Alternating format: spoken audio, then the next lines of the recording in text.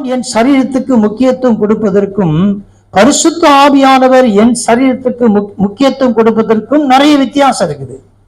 இன்றைக்கு நம்முடைய சரீரத்தை குறித்த கவலை நமக்கு இருக்கிறது. சரீரத்தை குறித்த ஒவ்வொரு காரியங்களையும் நாம் யோசித்துக் கொண்டிருக்கிறோம்.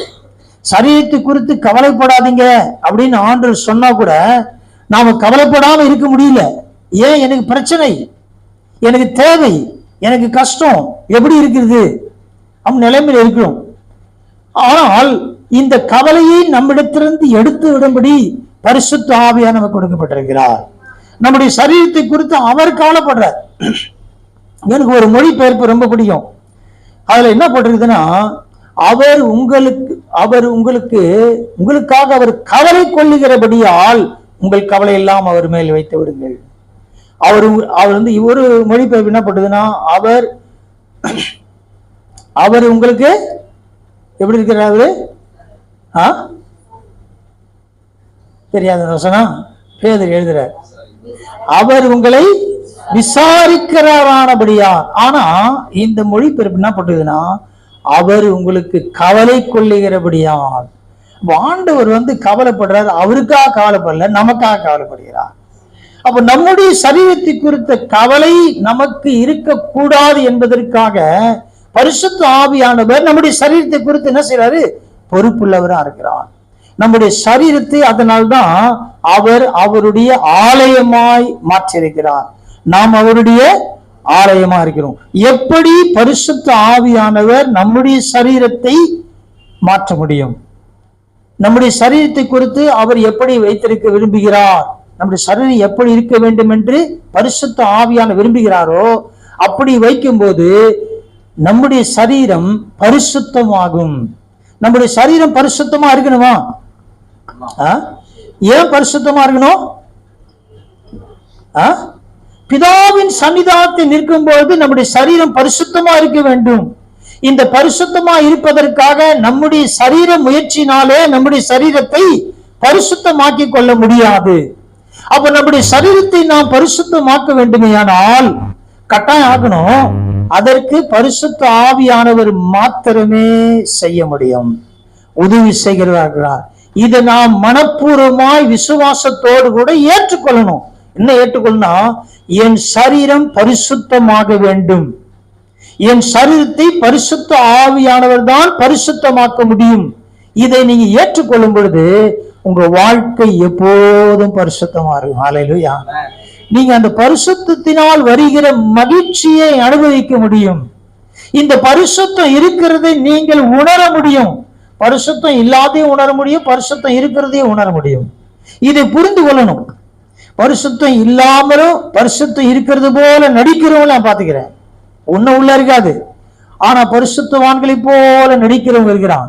அவங்களால மகிழ்ச்சியா இருக்க முடியாது. இந்த நடிக்கிற ஆளால உண்மையாய் அவருடைய மகிழ்ச்சியை அனுபவிக்க முடியாது. பரிசுத்த ஆவியானவர் மூலம்தான் அந்த மகிழ்ச்சியை அனுபவிக்க முடியும். உங்க சரீரத்தை அவர் பரிசுத்தமாக்கி கொண்டிருக்கிறதை நீங்க என்ன செய்ய முடியும்? உணர முடியும்.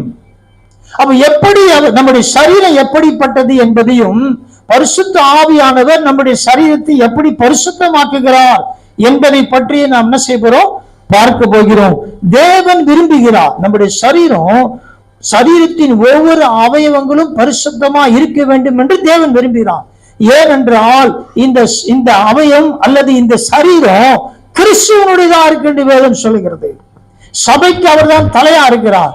சபையானது அவருடைய சரீரமா இருக்கிறது. அந்த சரீரம் எப்படி இருக்கணுமா? பரிசுத்தமா இருக்க வேண்டும் என்று தேவன் விரும்புகிறார். இப்ப அவர் விருப்பத்திற்கு நாம் இணங்கும் பொழுது நாமெல்லாம் எப்படி இருப்போம்? பரிசுத்தவான்களா இருப்போம்.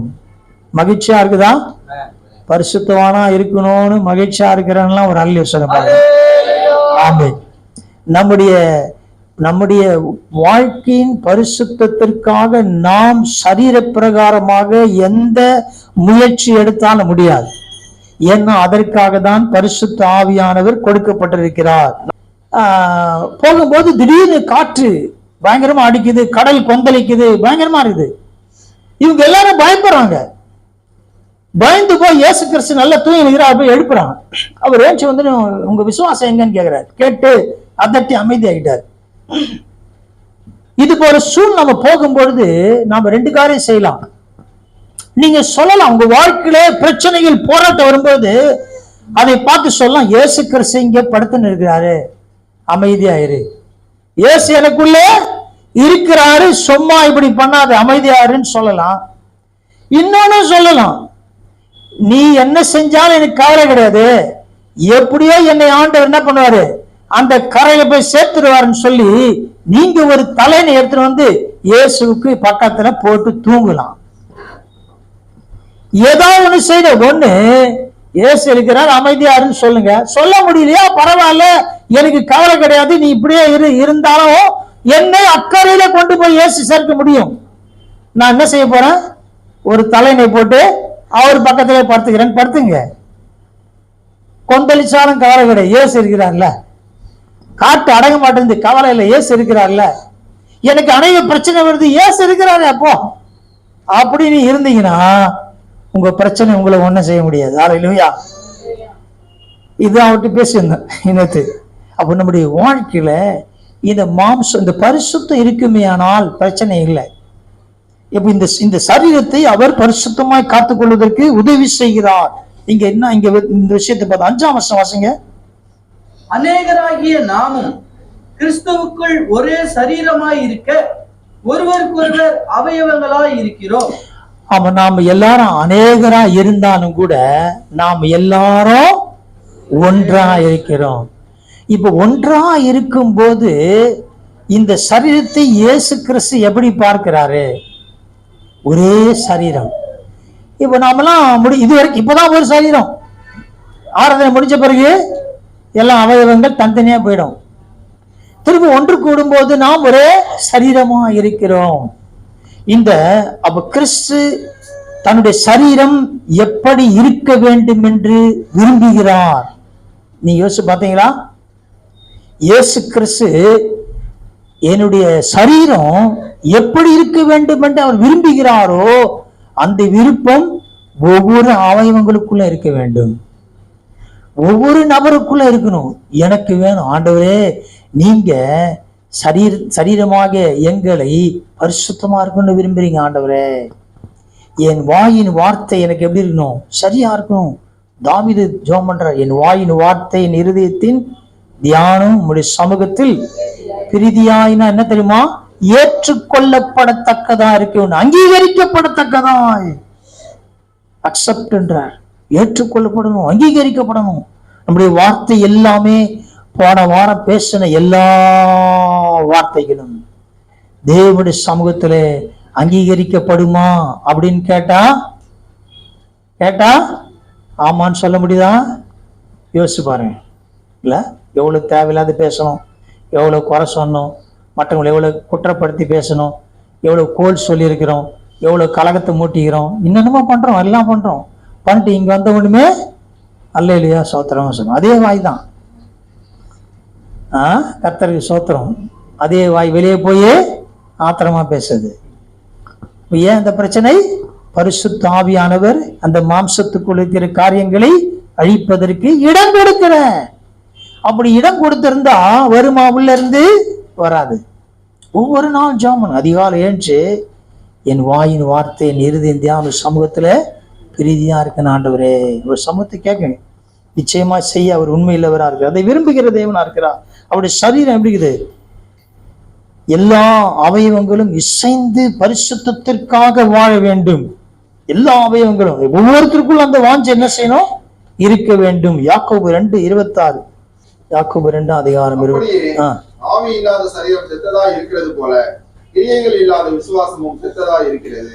ஆமா, பரிசுத்த ஆவியானவர் இருக்கும் பொழுது விசுவாசமும் நமக்கு பெருகும். பரிசுத்த ஆவி என்ன செய்யறாரு, விசுவாசிக்க வைக்கிறார். முதலில் பரிசுத்த ஆவியானவர் கிறிஸ்துவை விசுவாசிக்க வைக்கிறார். உள்ள வந்து என்ன பண்றாரு, இயேசு கிறிஸ்து தான் மீட்பு என்பதை விசுவாசத்தினாலே என்ன பண்ணுகிறார், கிருபையினாலே விசுவாசத்தை கொண்டு ரட்சிக்கப்பட்டிருக்கிறோம். அப்ப விசுவாசம் வைக்கிறது யாரு, பரிசுத்த ஆவியினர் தான். அப்ப இந்த ஆவியினாலே அதே போல பரிசுத்த ஆவியானவர் தான் நம்முடைய சரீரத்தை பரிசுத்தமாக்க முடியும். ஒருவேளை பரிசுத்தம் இல்லை அப்படின்னா அந்த சரீரம் செத்ததா ஆவிக்குரிய விதத்தில் அது செத்ததா இருக்கிறது. ஒரு செத்த சரீரத்தோடு கூட வாழ யாருன்னா விரும்புவாரா? என்னதான் நேசித்தாலும் என்னதான் இருந்தாலும் ஒரு செத்த சரீரத்தோட வாழ விரும்ப மாட்டாங்க. அப்போ உங்களுடைய வாழ்க்கையிலும் கூட ஆவிக்குரிய செத்த சரீரத்தோடு நாம் நினைச்சக்கூடாது, வாழக்கூடாது. என் சரீரம் எப்போதும் எப்படி இருக்கணும்? ஆவியினாலே ஜீவனுள்ளதா இருக்க வேண்டும். ஜீவனுள்ள சரீரம் சொல்லணும், ஜீவனுள்ள சரீரமா இருக்கிறது. பரிசுத்தவான் இல்லை அப்படின்னா ஆவிக்குரிய வாழ்க்கை செத்ததா இருக்கிறது. யாக்கோபு 4:5 வாசிங்க. நம்மில் வாசமாய் இருக்கிற ஆவியானவர் நம்மிடத்தில் வைராக்கிய வாஞ்சியா இருக்கிறார் என்று வேத வாக்கியம் வீணாய் சொல்லுகிறது என்று நினைக்கிறீர்களா? ஆமா, அங்க பாத்தீங்கன்னா அவர் யார்? அவரு நம்மில் வாசமாயிருக்கிற ஆவியானவர். அவருக்கு எவ்வளவு ஆசை இருக்குன்னு பாருங்க. அவருக்கு ஆசை இருக்குதா? பரிசுத்த ஆவியானவருக்கு நமக்குள் வாசம் பண்ண வேண்டும் என்று விரும்புகிறார், ஆசையா இருக்கிறார். இப்ப நமக்கு அந்த ஆசை இருக்குதா? யோசிச்சு பாருங்களேன். எனக்கு ஆசை, ஆவியானவரே எனக்குள் நீங்க வாசம் பண்ண எனக்கு ஆசையா இருக்கிறேன் அப்படின்னா அவர் என்ன செய்வாரு? உங்களுக்குள் வாசம் பண்ணுவார். உங்களுக்குள் தங்கி இருக்கிறது நீங்க உணர முடியும். உங்களை என்ன செய்வார்னா அவர் நடத்துவார், அவர் இணங்க பண்ணுவார், கீழ்ப்படிய வைப்பார். உங்களுக்கு பிரச்சனை வரும்போது உணர்த்துவார், முன்னதாகவே உணர்த்துவார். ஜாக்கிரதை, உனக்கு ஒரு சண்டை வரப்போகுது, ஜாக்கிரதை, நீ கோவப்படுற மாதிரி உனக்கு சூழ்நிலை வரப்போகுது. ஒருவேளை நீங்க வேதத்தை வாசிக்கும் போதோ ஜெபிக்கும் போதோ ஏதோ ஒரு சூழ்நிலை உங்களை உணர்த்துவார். அப்ப என்ன செய்யணும்? அலர்ட் ஆயிடணும். பரிசுத்த ஆவியானவர் உணர்த்துகிறார், இந்த இடத்துக்கு போகாத அப்படின்னு ஒரு உணர்வு உண்டாகும். ஏதோ சொல்றாரு வேணாம், அதையும் மீறி இல்ல போவேன், போனாங்க என்ன ஆகும்? பெரிய தலைவலி, பிரச்சனை சந்திக்கணும். அப்பதான் ஞாபகம், ஐயோ எனக்கு ஆண்டர் எப்ப பேசுறாரு வசனத்து மூலம், எனக்கு உணர்த்தினாரு, ஏதோ ஒரு விதத்தில் ஆண்டர் பேசிக்கிறான், கீழ்ப்படியிலே. சில பேர் நான் சொல்லுவேன், ஜாக்கிரதை உங்களுக்கு இப்படிலாம் நடக்கும் அப்படின்னு. கீழ்ப்படியில அப்படின்னா பிரச்சனை பெருசா சந்திப்பான். அப்போ என்னன்னா அவர் நமக்குள் வாசம் பண்ணும் பொழுது நம்மை அவர் என்ன செய்ய, நம்மை நடத்துகிறவனா இருக்கிறார். வாசம் பண்ண நோக்கம் என்ன? வாசம் பண்ண நோக்கம் என்னன்னா அவரோடு கூட நீங்க இசைந்திருக்கும்படியா. ஒரு வீட்டுல 2 பேர் இருக்கிறாங்கன்னா எப்படி இருக்கணும்? ஒன்னா இருக்கணும். அப்ப இந்த தேவ ஆலயம், அவருடைய ஆலயத்திலே அவர் இருக்கிறார், அந்த ஆலயத்துக்குள்ள நீங்களே இருக்கிறீங்க. அப்போ அந்த பரிசுத்த ஆவியார் இருக்கிற அந்த ஆலயத்துக்குள்ள 2 பேரும் ஒன்னா இல்லைன்னா எப்படி வாழ்க்கை இருக்கும்? அங்க சந்தோஷம் இருக்குமா? இருக்காது. அப்ப நான் ஆவியானவருக்குள் வாசம் பண்ணுகிறேன் அப்படின் போது ஆவியானவர் சொல்றதை கேட்கிறேன், ஆவியானவருக்கு கீழ்ப்படுகிறேன், ஆவியானவருக்கு நான் என்ன செய்யறேன்? ஒவ்வொன்று அவர் சொல்ற எல்லாவற்றுக்கும் என்னை அர்ப்பணிக்கிறேன். அப்படி செய்யும் பொழுது அவர் மகிழ்ச்சியா இருக்கிறார். அப்ப அதுக்கு தான் வாசம் பண்றார். வாசம் பண்றது நோக்கம் நானும் அவரும் ஒன்றா இருக்கிறதை உணர செய்யும்படியா சொல்லணும். உங்களுக்கு உணரணும், நானும் ஆவியானவரும் இருக்கிறோம், இங்க ஒன்னா இருக்கிறோம், என் கூட பேசுறாரு, நானும் பேசுறேன், எனக்கு உணர்த்துறாரு, எனக்கு போதிக்கிறாரு, என்னை வழி நடத்துறாரு. முதல்ல உங்களுக்கு ஆவிய சத்தம் கேட்கணும். யாரோ சொல்றதை கேட்க கூடாது. எங்கேயோ ஓடுவோம். சில ஆள் அப்படித்தாங்கிறான், எங்கடா ஓடும். அவன் எதனா அவங்க எந்த ஆவியில் இருக்கிறாங்க அந்த ஆள் தான் பேசுவாங்க. ஒரு சரியான ஆவியில் இல்லைன்னா அவங்க எதனா பேசி விடுவாங்க, அதை நம்பின்னு வந்துடுவாங்க. தேவையில்லாத குழப்பம். உள்ளே நமக்குள்ள ஆவியான இருக்கும்போது நம்ம ஏன் ஓடணும்? மற்றவங்க சொல்றதை ஏன் கேட்கணும்? அது வேணும், இசைந்து போனா கேட்கலாம், நான் அதை ஒத்துப்பேன். என் ஆவியானவர் எனக்கு சொன்ன காரியத்தோடு மற்றவங்க பேசுறது இசைந்து போகதான் பார்க்கணும். இசைந்து போகல அப்படின்னா அமைதியா விட்டுறணும், இது சரியில்லைன்னு விட்டுறணும். அப்போ நாம் அதை ஜாக்கிரதையா, நம்முடைய ஆவியானவர் கூட நாம் வாசம் பண்ணிக்கிற அனுபவம் இருந்தா தான் அது புரியும். இல்லை அப்படின்னா எல்லா குப்பையும் வாரி நாம் என்ன செய்வோம்? உள்ள போட்டுக்குவோம். கவலை, துக்கம், தேவையில்லாத பயம், தேவையில்லாத சமாதான குறைவு எல்லாம் நடக்க காரணம் இதுதான். ஆவியானவர் நம்மோடு வாசம் பண்ணாதனாலே, நாம் அவரோடு கூட வாசம் பண்ணலன்னா இப்படிப்பட்ட பிரச்சனை என்ன செய்வோம்? சந்திக்கக்கூடிய சூழ்நிலை உண்டாகும்.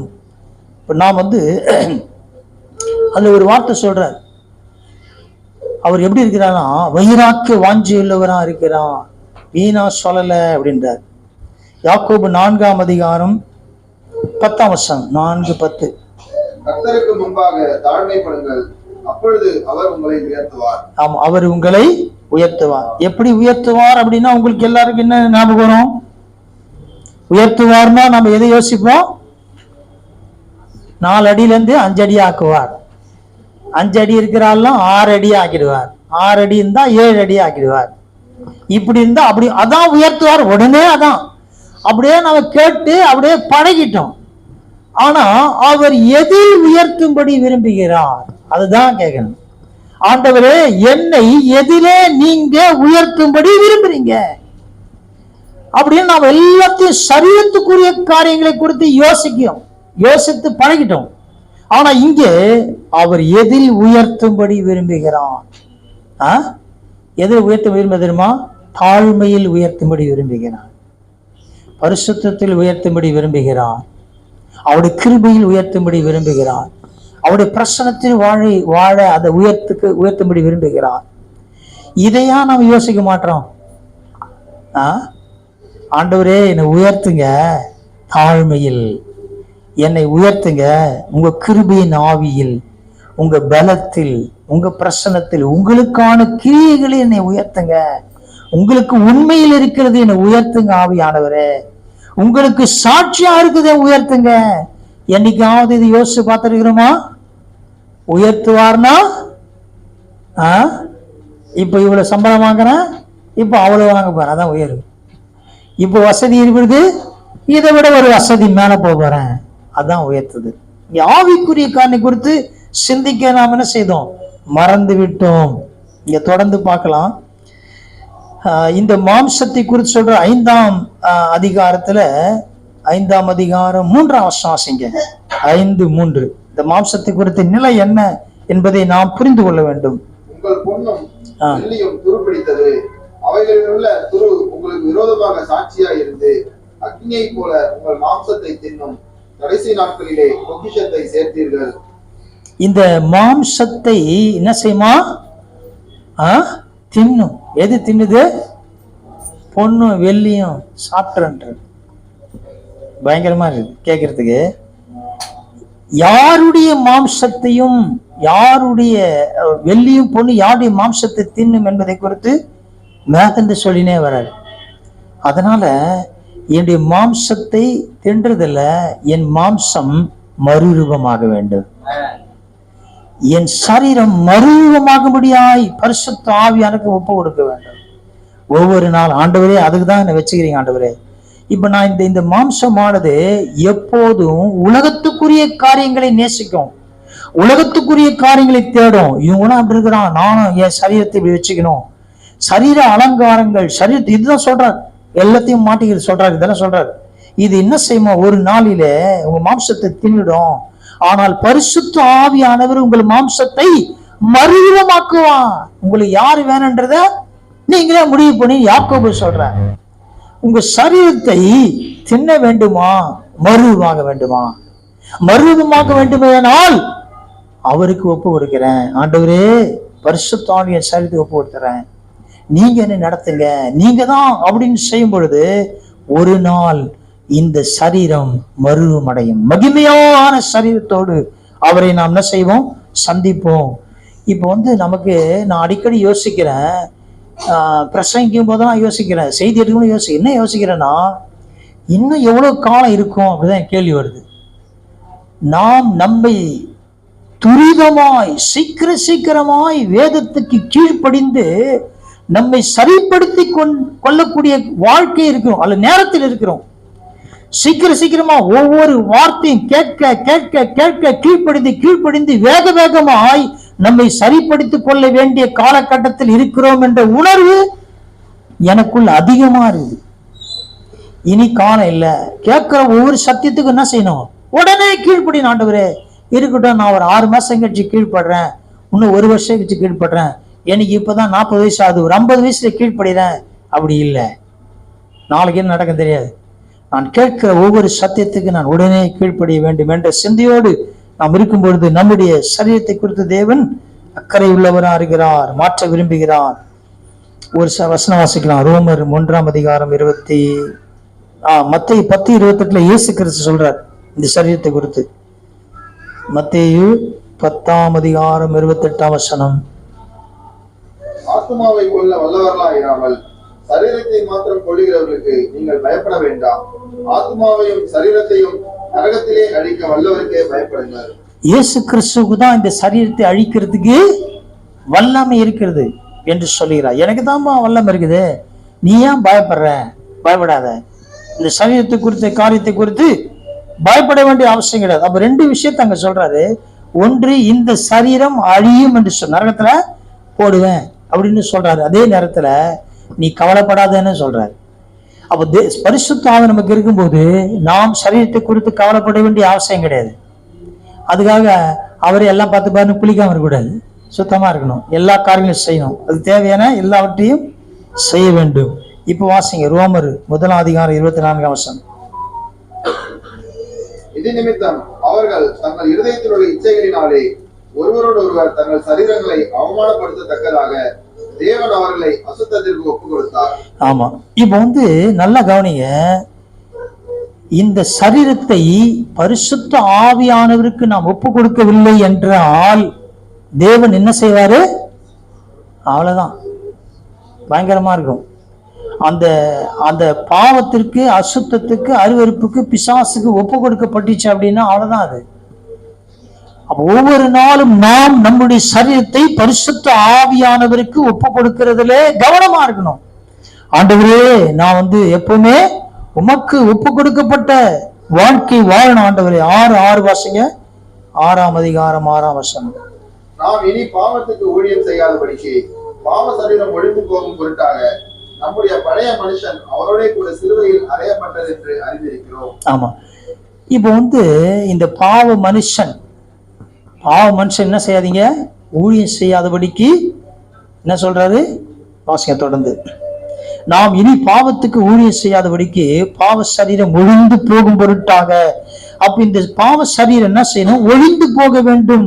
நம்முடைய பழைய மனுஷன் அவர்களுடைய சிலுவையில் அறையப்பட்டது என்று அறிந்திருக்கிறீர்கள்.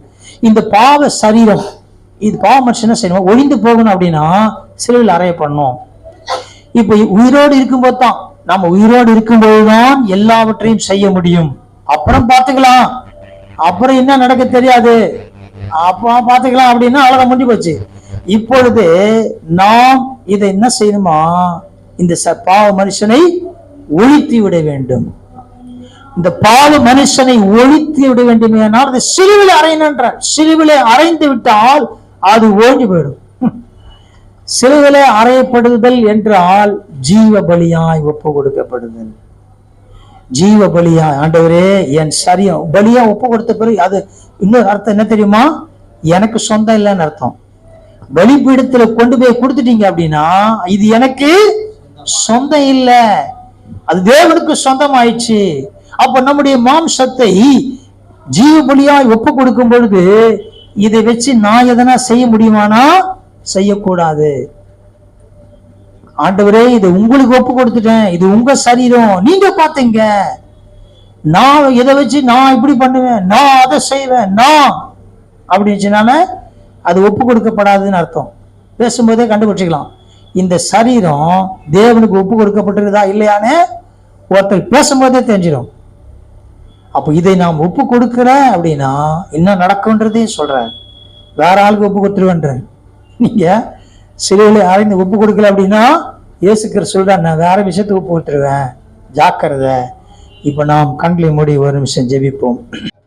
பிதாவே, நன்றியோ நாங்கள் ஸ்துதிக்கிறோம். இந்த காலவேளைக்கு நன்றி. நாங்கள் தியானித்த வசனத்துக்காக நன்றி செலுத்துகிறோம். ஆண்டவரே, பரிசுத்த ஆவியானவர் எங்க சரீரத்தில் என்னெல்லாம் செய்யணும்னு விரும்புகிறாரோ அதற்கு ஒப்பு கொடுக்கிற ஆண்டவரே. எங்கள் கண்கள் பரிசுத்தமாக ஆண்டவரே ஆகணும் நீங்க விரும்புறீங்க. ஒவ்வொரு அவயவங்களும் ஆண்டவரே பரிசுத்த ஆவியின் மூலமாக பரிசுத்த அடையணும்னு நீங்க விரும்புறீங்க ஆண்டவரே. அப்படி எங்கள் சரீரம் முழுமையும் ஜீவ பலியா அர்ப்பணிக்கிற ஆண்டவரே. உங்கள் ஆவி, ஆத்ம, சரீரம் குற்றமற்றதாய் மாசற்றதாய் பிதாவின் சன்னிதானத்திலே பரிசுத்தமாய் காக்கப்படணும்னு வைத்து வாசிக்கிறோம். எங்களை அப்படி தாழ்த்துகிற ஆண்டவரே அர்ப்பணிக்கிறோம். தொடர்ந்து ஆண்டவரே எங்களுக்கு திருவிருந்தை ஆஸ்வதிங்க. தேவனுடைய நல்மனம் பொருந்து இதை எடுக்க உதவி செய்யும், தடையெல்லாம் மாற்றும். ஓரிடம் கிருபையில பிரசனம் இருக்கட்டும். எல்லா துதியும் செலுத்துகிறோம் இயேசு கிறிஸ்துவின் வல்லமையுள்ள மாறாத ஜெபிக்கிற பிதாவே, ஆமென்.